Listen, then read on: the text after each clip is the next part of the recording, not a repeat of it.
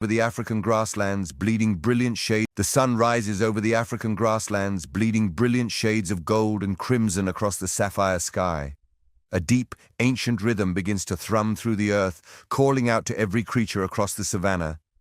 This is the story of a kingdom under the sun, a tragedy of betrayal, and the ultimate journey of a prince learning to face his past. From all corners of the horizon, the herds assemble. Giant elephants, leaping antelopes, and flocks of birds break through the morning mist, all moving toward a singular destination, Pride Rock.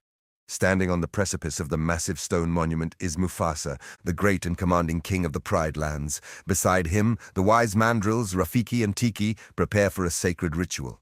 Mufasa leads them to Queen Sarabi, who holds their newborn cub Simba.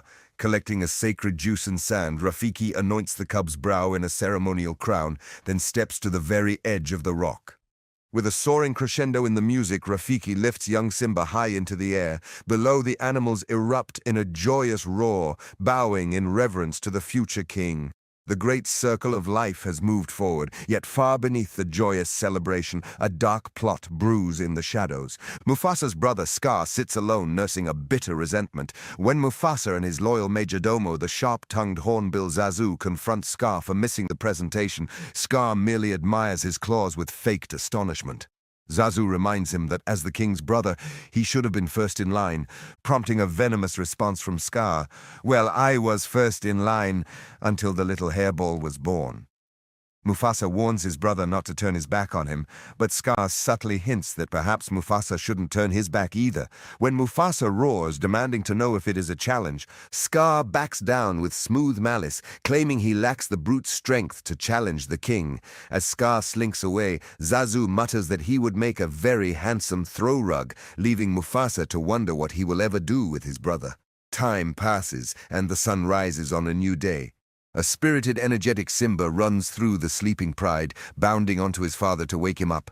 Sleepily, Sarabi nudges her husband, and Mufasa lets out a massive yawn, leading his eager son to the highest peak of Pride Rock. Looking out across the horizon, Mufasa explains the heavy burden of royalty. He tells Simba that everything the light touches is their kingdom, and that a king's time rises and falls like the sun. One day the sun will set on Mufasa's reign and rise with Simba as the new ruler. Simba gazes out greedily but notices a dark, shadowy place beyond the northern border.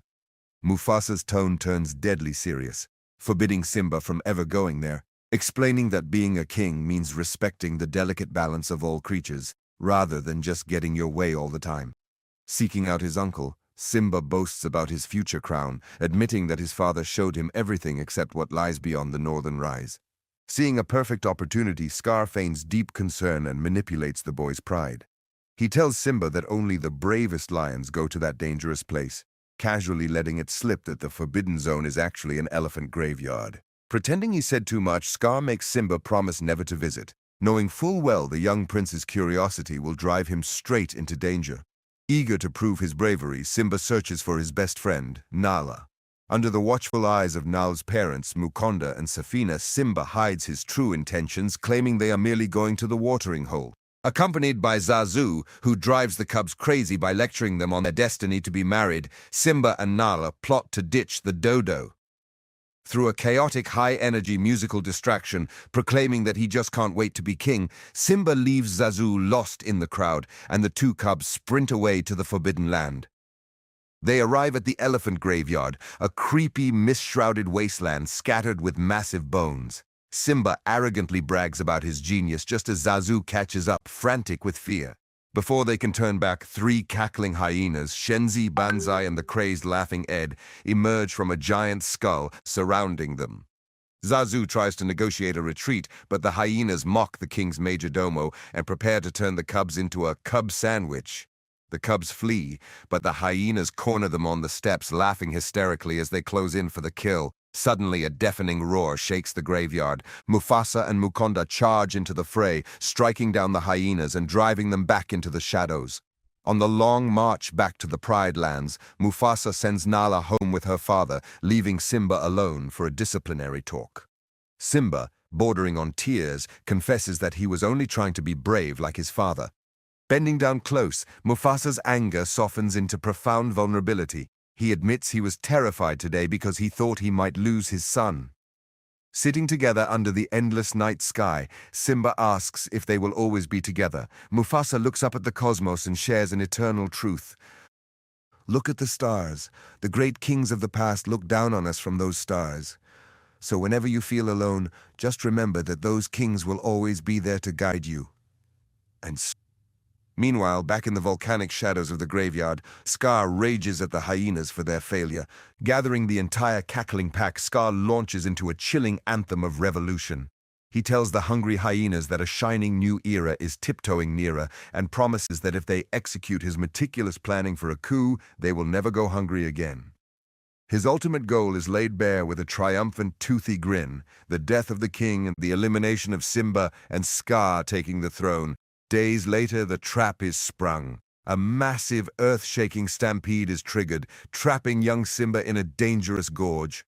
Mufasa rides to the rescue, leaping into the dust to pull his son to safety. But while Simba escapes, the toll is devastating. In the aftermath, a weeping Simba kneels beside his father's lifeless body, calling out into the silence for help. Scar steps out of the dust, his eyes burning with malice. He twists the knife of guilt, convincing the traumatized cub that the stampede was his fault. "Run away, Simba," Scar whispers coldly. Run away and never return." Terrified, the young prince bolts into the desert, leaving his home behind.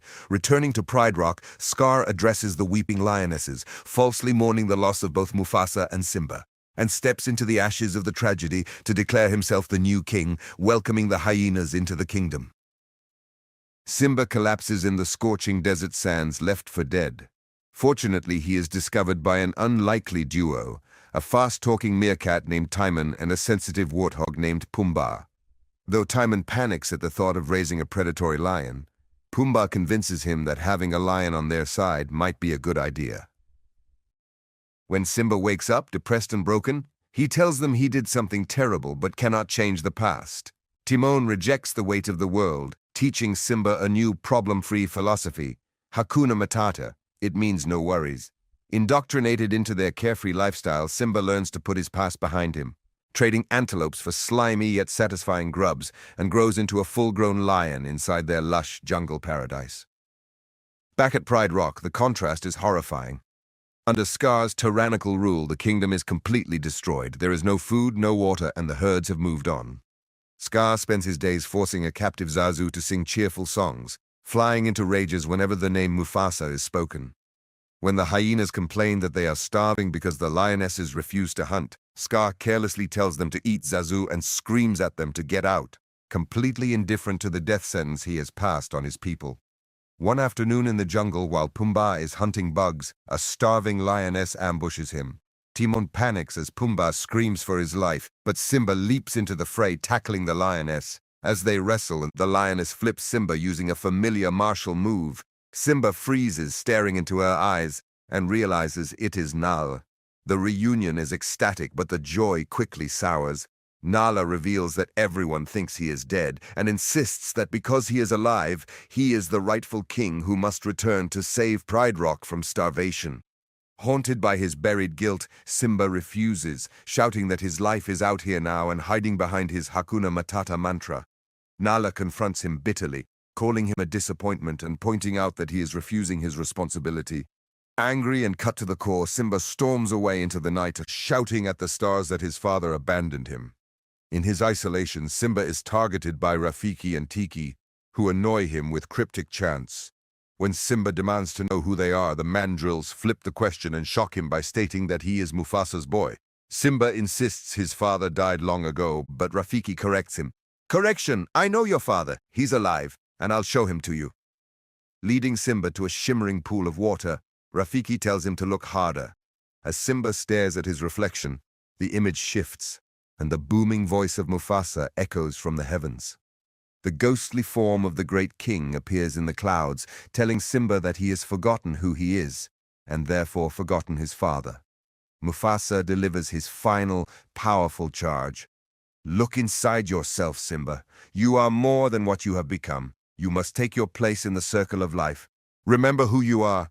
You are my son, and the one true king." The vision fades, leaving Simba weeping in the fog.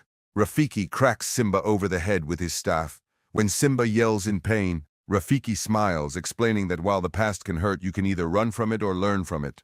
As Rafiki swings again, Simba ducks, tosses the staff aside, and sprints out of the jungle, heading full speed across the desert toward his destiny.